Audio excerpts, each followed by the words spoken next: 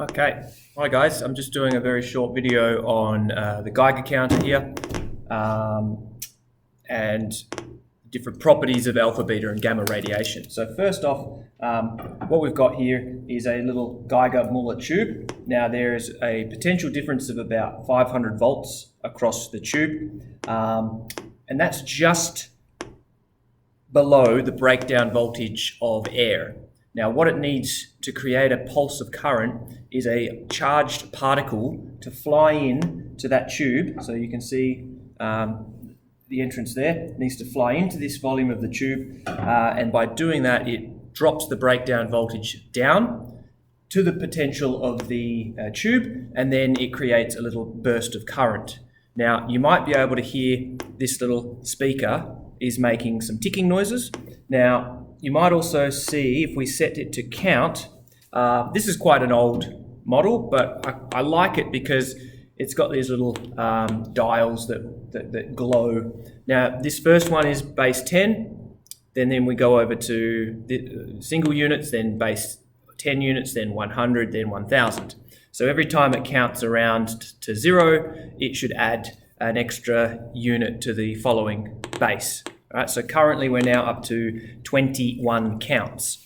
Now, I have got some sources just to my left side here, and that might be the reason for some of this ticking. But there's also background radiation. So we actually live in quite an active environment.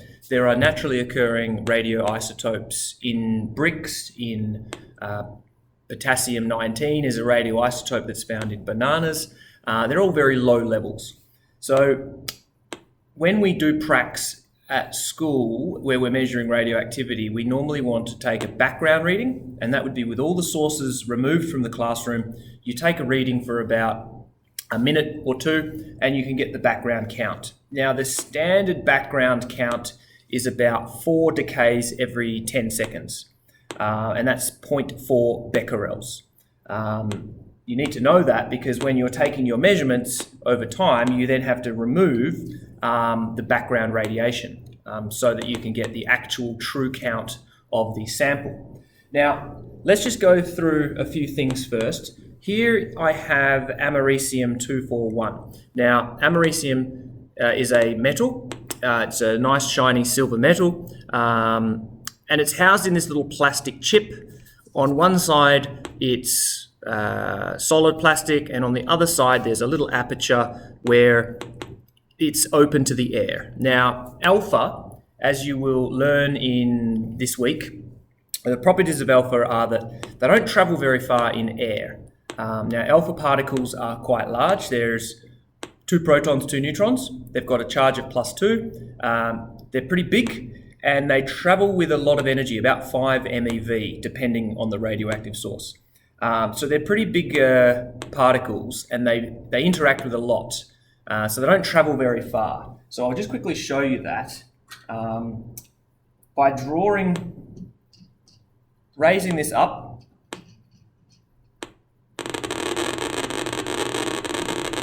So you can see we've got 300, 400, 500, 600, 700. It's about 100 becquerels.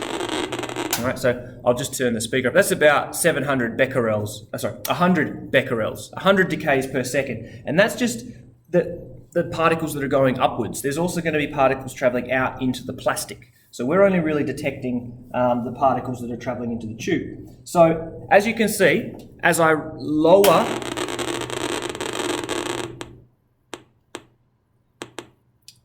after about 2 centimeters in air, you're not going to get any alpha particles reaching the tube. They've lost all their energy. They might have grabbed a couple of electrons and became a helium atom, and off they float into the classroom. Okay, so that's americium-241, and again, not too concerned. I can put my finger over it. It's not going to get through the gloves. We'll show that.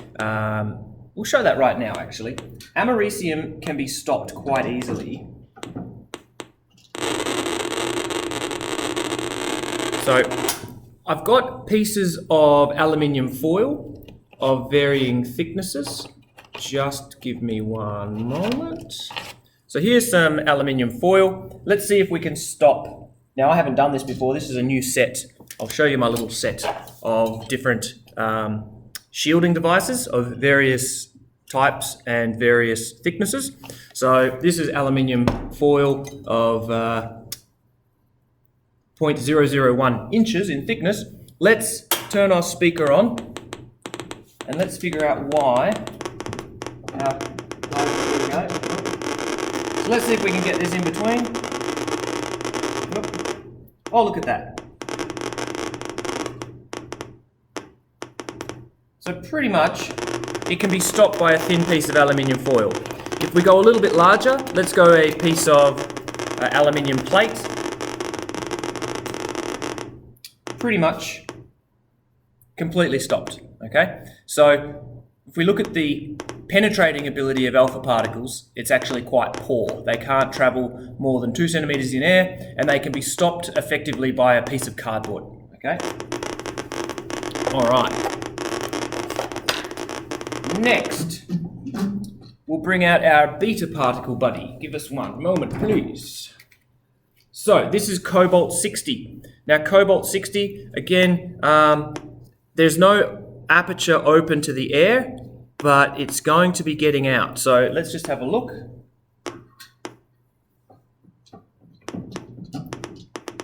So now this one's activity is not as large. Oh, sorry, cobalt 60 is a gamma. Let me find my beta. Sorry, give me one moment. Strontium 90. Here we go. Strontium 90 is a beta emitter. Let's put strontium 90 down. There we go. Okay. So again, quite active. We don't want this out for too long. So let's get the counter going. All right. So not as active. Let's just check the range in air. Now this is a bit misleading because there's an inverse square going on here. The further you get from the source, your particles are going to diverge. But your beta particles can travel. Your beta particles can travel about a meter or two in air before they lose all of their energy. If we look at the shielding, so let's bring our speaker back on. Let's bring out our piece of aluminium. Now, didn't quite stop it. Let's go a thicker piece of aluminium.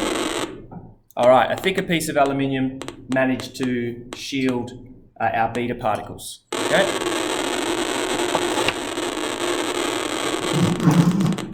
All right, and the last one, we'll bring back our friend, the cobalt 60, which is gamma. Now, some of these samples have been in the department for quite a while, and they've lost some of their activity, so I just have to find one that's a little bit fresher. There we go, that one's a little bit fresher. So, cobalt 60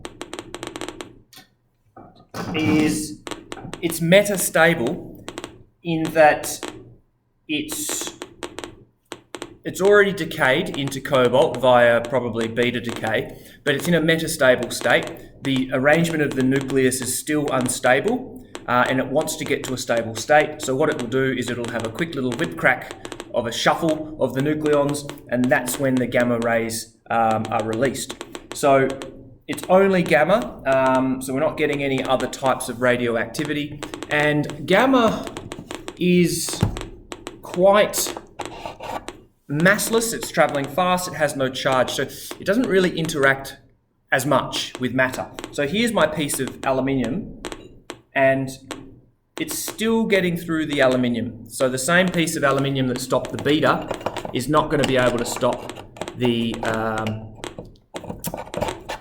gamma.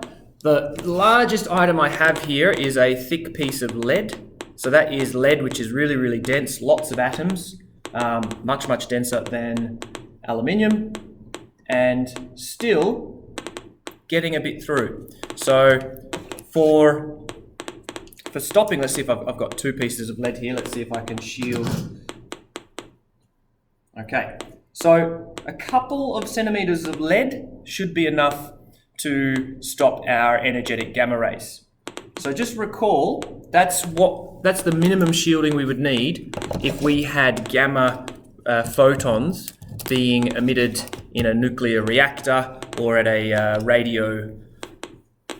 radiological clinic or at a hospital where there's going to be gamma rays firing around. Okay, so that's just a very short demo to give you an understanding of the properties of alpha, beta, gamma, how far they can travel in air, and what they can be stopped by.